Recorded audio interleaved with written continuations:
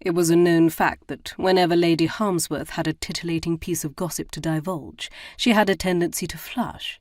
And that morning, as she marched through the front doors of Lillian Grove dress shop, her entire face was the approximate shade of an overripe tomato.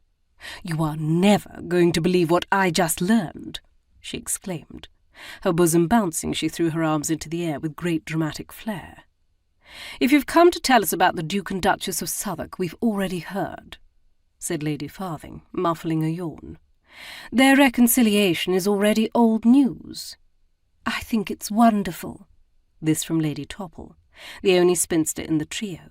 Despite already being 25, she still clung to the hope that her future husband was out there, somewhere, and he had a great affinity for cats.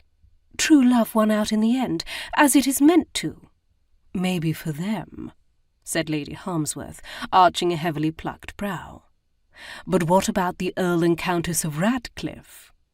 Lady Farthing visibly perked as she stepped off the dais, where she was being fitted for a new gown, and shooed the seamstress away with a curt flick of her wrist. "Oh? What about them?" "Do you mean the Duchess of Southwark's sister?" asked Lady Topple, frowning. It was public knowledge that, despite their meagre social beginnings, Maribel and Catherine Holden had gone on to make excellent matches when they'd married the Duke of Southwark and the Earl of Radcliffe, respectively.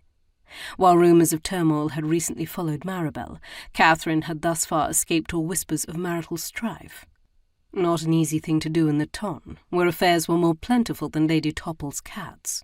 Of course, there was the little matter of the tragedy that had occurred right before Lord and Lady Radcliffe were married, but no one talked about that. At least, no one with any sense of self-preservation, for who would dare incur Lord Radcliffe's wrath?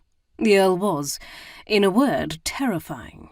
Even speaking about him now, in the seclusion of the dress shop, made the fine hairs on Lady Topple's nape stand on edge.